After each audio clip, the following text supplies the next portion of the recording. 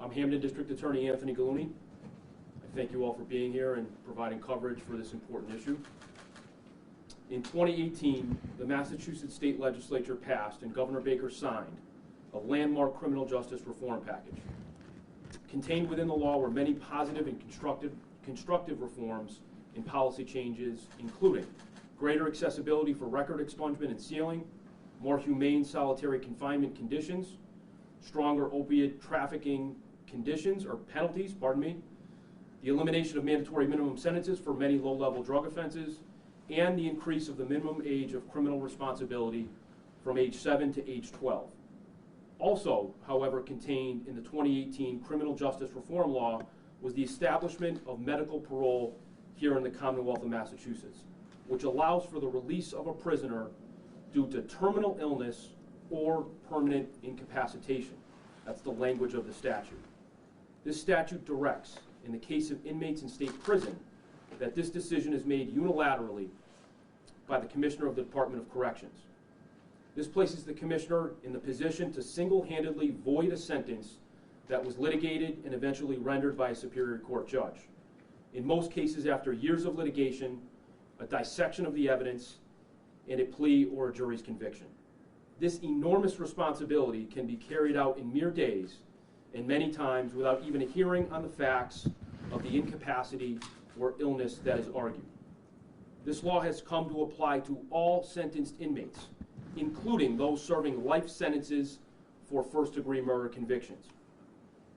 The law does not apparently exclude or otherwise distinguish these inmates whose sentences represent the most serious punishment our laws allow, which explicitly preclude the possibility of parole. There is no doubt that those convicted of first-degree murder have committed a most egregious act in the taking of another person's life with a specific intent to do so. Under the laws of the Commonwealth, first-degree murder, and only this charge, directs that these individuals are sentenced to life without the possibility of parole. Although it may first appear that justice is rendered through the court system in cases ending with a conviction, families soon come to realize that the fight does not end there, and that justice is not indelible. Soon thereafter, seemingly endless appeals and motions come like the seasons, year after year. Their fight for justice never ends, and the pain never subsides.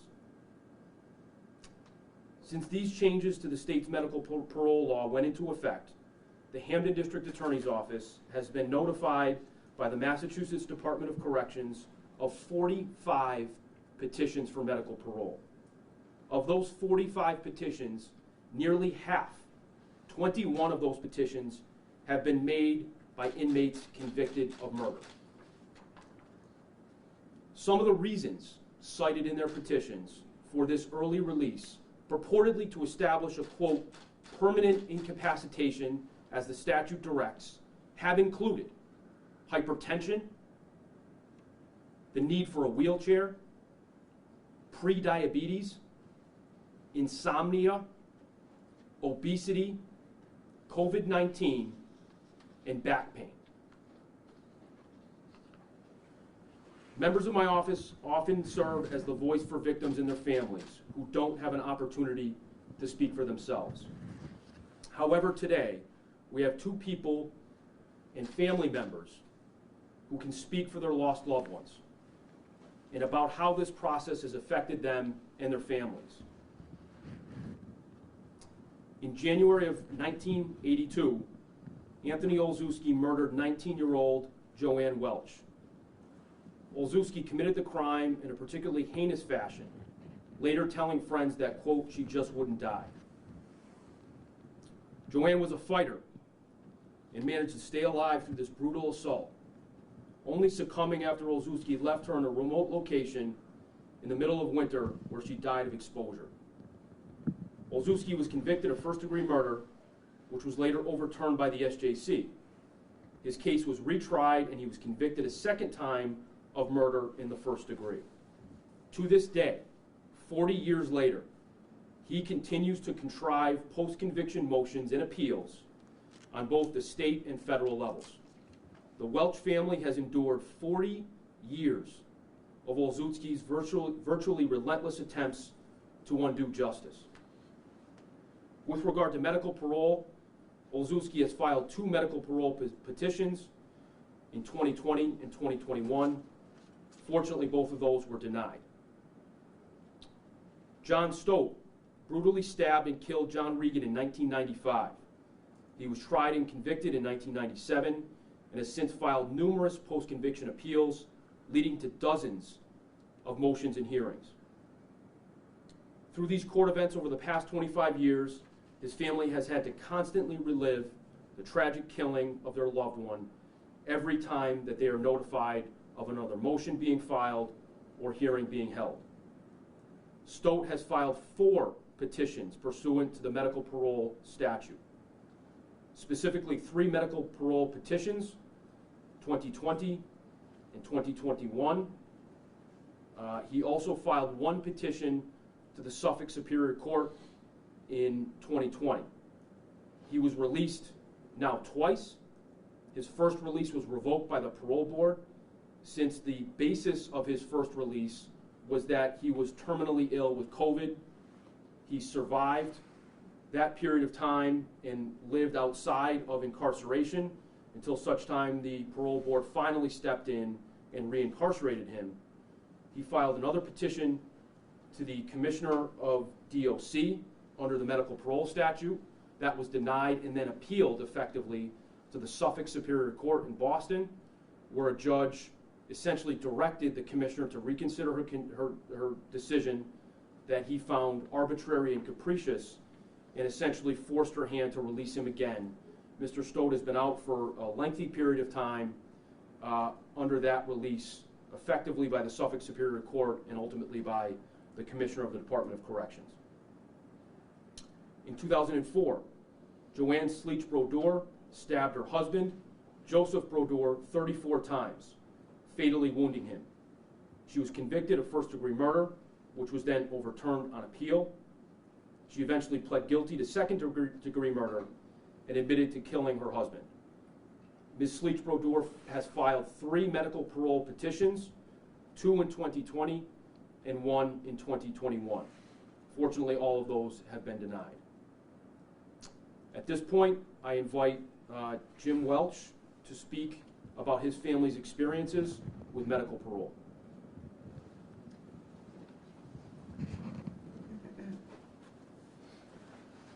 Good morning, and thank you to District Attorney Gulluni. His willingness to stand up for victims and victims' families certainly does not go unnoticed here, obviously in Western Massachusetts, but really across the state.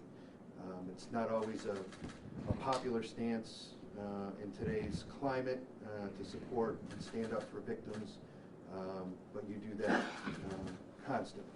And I want to thank you on behalf of our family. Today I'm joined my cousin Patty, my cousin Paula, her husband Dan, and my brother John. I'm the cousin of Joanne Welch. I was 6 years old when the murder happened, and I just speak a little bit about, you know, as the DA had mentioned, just the year after year after year, you know, attempts to appeal, attempts to do whatever he can to get out of jail. Do, say, and attempt anything to get out of jail. And the latest, unfortunately, is his attempt to use COVID-19 as a medical reason to be released on medical parole. Now, the medical parole law, as the DA had mentioned, was a well-intentioned law. If someone is at the end of their life, if they're terminal, if they are, a doctor determines them that they do not have long to live, medical parole would then step in. Medical parole is not supposed to be used for people to take advantage of a loophole and to apply to be released early based on, you know, maybe something that isn't necessarily in the guidelines. But what this does for families, and I can speak for our family, is every single time that an appeal comes up, every single time that a motion comes up, my cousins and us and the whole family, we have to relive that trauma. every year. It's been 40 years since I was 6 years old. I grew up with this. And he'll do anything to try and get out. He'll do anything to continue to make the lives of my cousins and my extended families, very, very difficult. To relive that trauma, to relive it on an almost yearly basis is something that no family should have to go through. And especially a family, obviously, that has dealt with this type of trauma. One of my cousins, I think, described it as generational trauma. So this isn't just trauma that, unfortunately, my cousins and sisters of Joanne experienced, but now their children. And now there's another generation that's dealing with it as well, being told about the story, being told about what happened, being told about the person who tries to get out of jail. So it's now multi-generational, the trauma. And it's just something, and I, again, applaud, and I'm proud to stand with the other families that are here today as well, to do what we can to fight to make sure that this legislation passes and that this loophole is overturned, and make sure that life without the eligibility of parole means life without the eligibility of parole. Thank you. Now invite Maureen Regan, daughter of John Regan, to speak to her family's experience.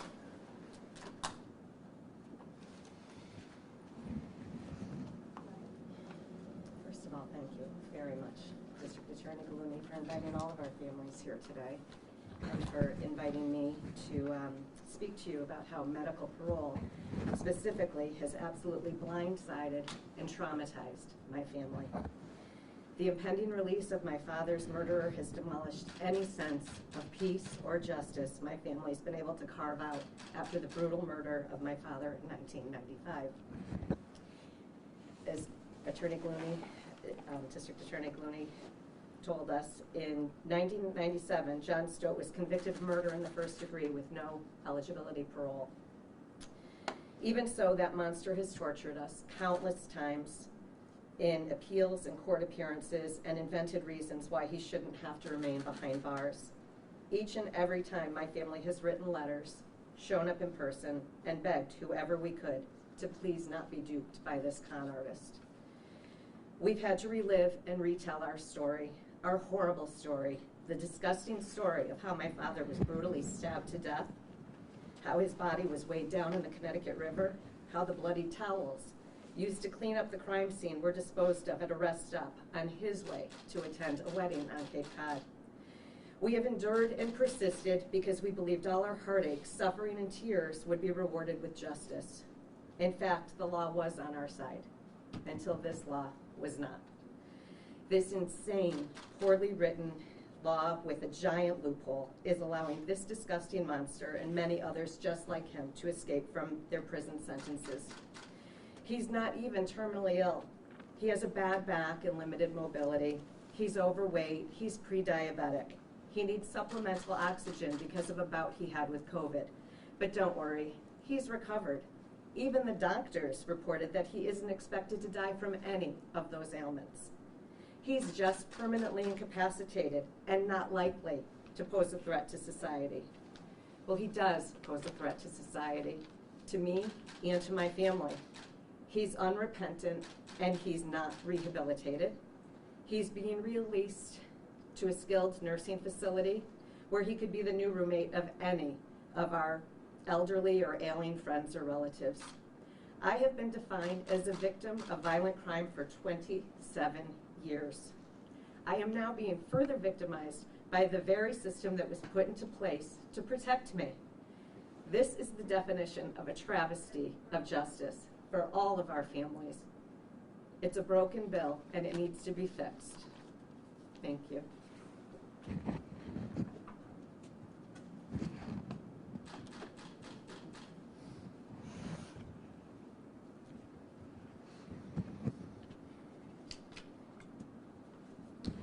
What you can just see, and what I, my staff, and my colleagues across the Commonwealth have experienced in our work with families of murder victims, is that the pain and trauma of their sudden and tragic loss is constant and enduring.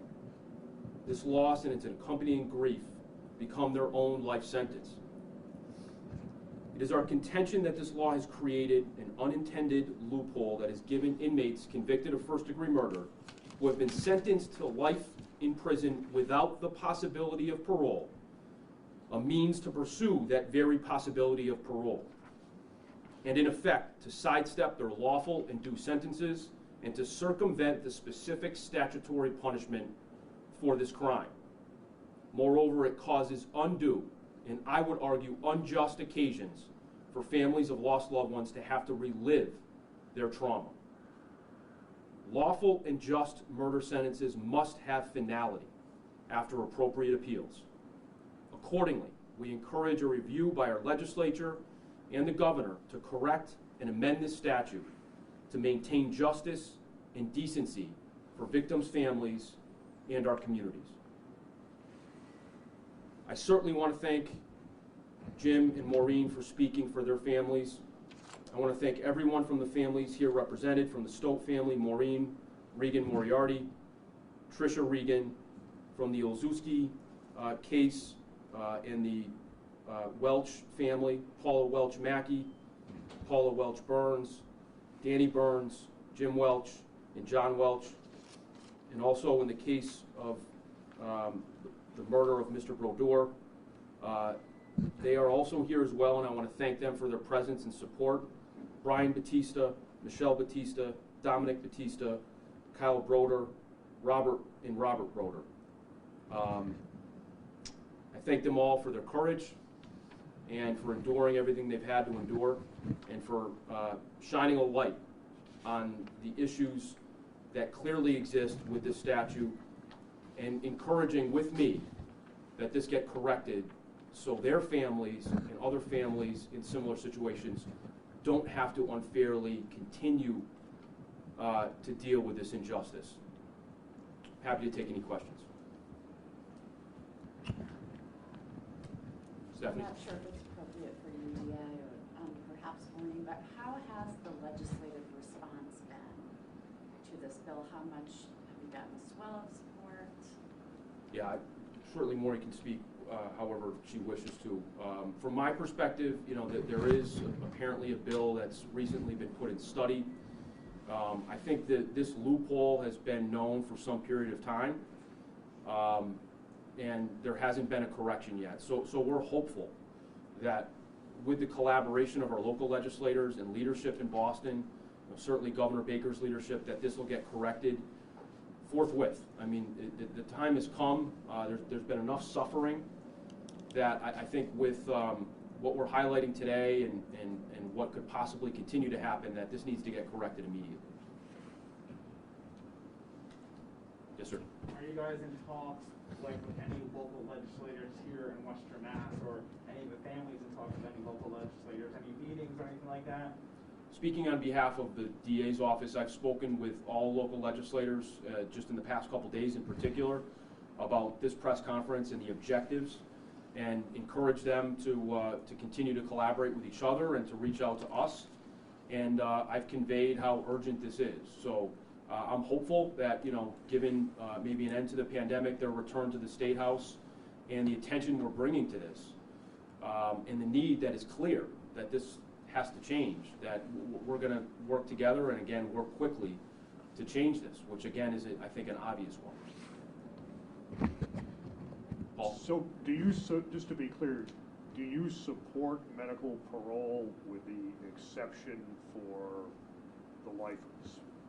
Listen, there's, I think, some other issues with this statute. You know, my first assistant district attorney is in the room here right now.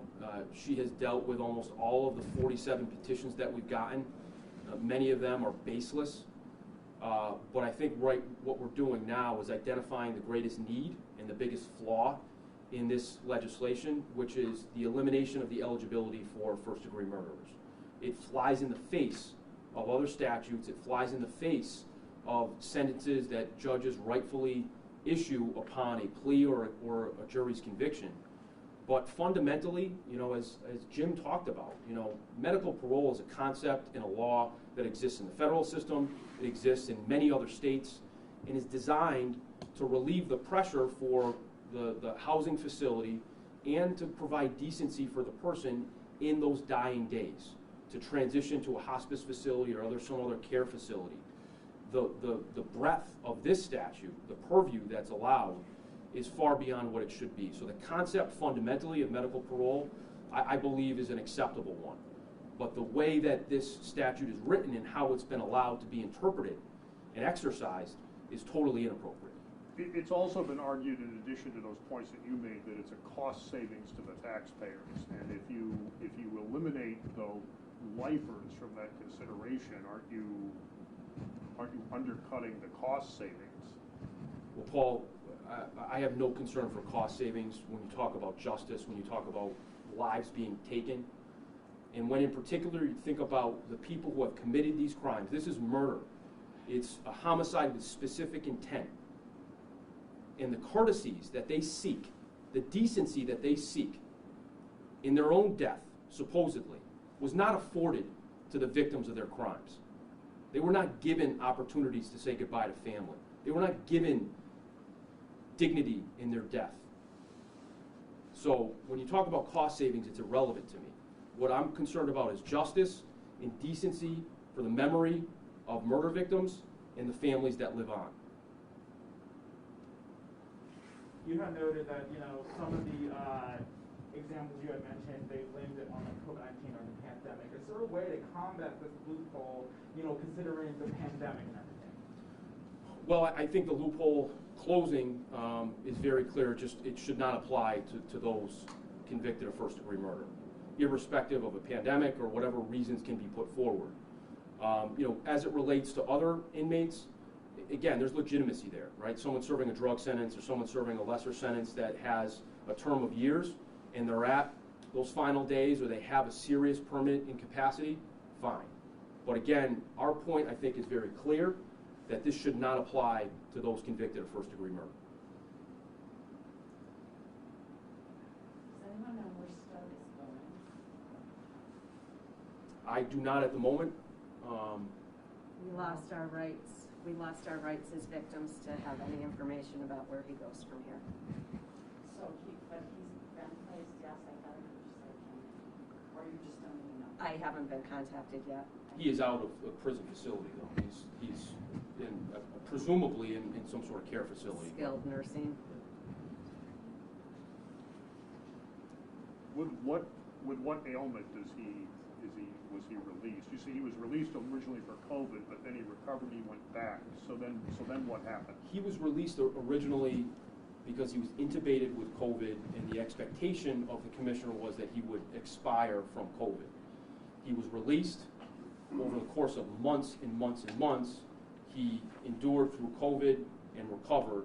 It took basically an act of God to get the parole board to move, have a hearing, and reincarcerate him. His release now is as a result of permanent incapacities, which are ill-defined and frankly, less than impressive. Limited mobility. He's overweight, pre-diabetic. Do you know when he was released? December 28th. December 28th Okay. of this past year.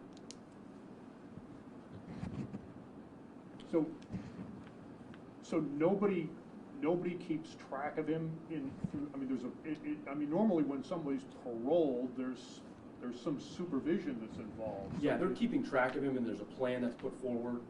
He's basically conditional to the parole board. He's on parole effectively. But what I think Ms. Regan is talking about is that we are not being communicated with. The family is not being told where he is or what his condition is. And that's been a consistent issue throughout, where the communication between the parole board and the DOC and the DA's office and victims' families has been spotty. And sometimes we're getting very short notice when we have to respond to these petitions, in which we also have to give notice to a family and communicate with them, and they're dealing with so much. And they're providing statements that might apply for some sort of hearing. We've had a handful of actual hearings, and some families, including the Brodeur and Batista families, have participated in that. But the communication system overall has not been great. When do you hope to get something accomplished through the legislator, or have you guys ran to Governor Baker at all? So I've talked to folks in the governor's office, including higher level people under Governor Baker and Lieutenant Governor Polito. You know, I think our hope is that this is done immediately. I mean, the timetable and when this bill can actually move is unknown to me. But I think that everyone has to act with urgency, given what we know and what we know is happening. Yes? Is there a limited number that a convict petitions they could submit? Because they have all the time in the world in their hands, and it's just constantly. Seems like it's constantly. There's nothing better for them to do. And taxpayers are paying for lawyers for these inmates to file these petitions. As you heard with Stowe, he filed a petition to the Superior Court, which came with an elaborate, series of pleadings that went to a Superior Court judge that eventually persuaded that judge. But yes, they have effectively court-appointed lawyers who the taxpayers are paying for to continually file these motions. And they're either motions for reconsideration or just further petitions. But as you heard, we've had multiple individuals file petition after petition after petition, often alleging very small changes to their health and sometimes no changes at all. But it causes my staff at very high levels to deal with this and to treat this as seriously as it needs to be treated. And it furthermore, and most importantly, causes families to have to react again and again and again and relive that trauma that comes with thinking about the possibility of this person getting out, and unduly so. So the system has a lot of flaws. Primarily, we're focused on the lifer issue and that they should not be eligible. Thank you all for coming. Appreciate it. Yeah, Paul, one last one. Could I ask Jim Welsh a question? It's up to Jim. Sure. Well, you were in the legislature when this passed. Did this issue ever come up with what to do with the life? You? Yep. Yeah. Can So you step over can the we get you on the microphone? Oh, sure. Sorry. So, just the brief history. The medical parole piece of this was passed, and as the DA mentioned, in 2018 as part of criminal justice reform. I think in many people's eyes, well-intentioned, as we said. You think of a scenario where a person is at the end of their life and they need to be placed in a hospice situation, and I think most people would agree that, for all people involved, that is the best situation. That is, medical parole can happen in that situation. When COVID happened, correct me if I'm wrong, DA, but I think that's when the big spike of folks that were applying for medical parole started to happen, and obviously with COVID being something new for everybody to deal with, nobody had thought about a situation like COVID before. So during, I was still in the legislature in 2020 when we did our police reform legislation. So I actually filed an amendment in the Senate version of the police reform debate to eliminate the ability to even apply for medical parole for anyone convicted of first-degree murder without the possibility of parole. Unfortunately, my efforts were not successful in the Senate. It was ruled that it was not, basically it was ruled out of order, meaning the subject matter did not, the Senate President did not feel the subject matter was relative to the police reform legislation.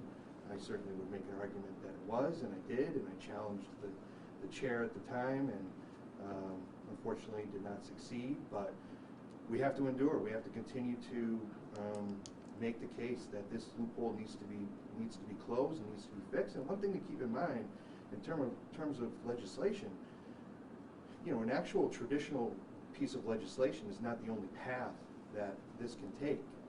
There's many vehicles that legislators have the option to amend. For example, the state budget is coming up in the next few months. There's many crafty legislators out there. I certainly took advantage of it myself. When a vehicle is moving through the legislature and is going to be passed, you can make policy changes in any type of piece of legislation, and I would suggest that this, for a situation that needs to be addressed as quickly as this, that it probably should be addressed in another vehicle of legislation that's already moving as an amendment, whether it's the budget or something else. That can be done. That can be done. It's been done for decades, if not centuries, here in Massachusetts. So don't take the answer when legislators tell you, and I was one, when legislators tell you that the bill is held up. There's plenty of opportunities for a policy change in any type of piece of legislation that goes through. Thanks. Any other questions? Thank you. Thank you. Thank you.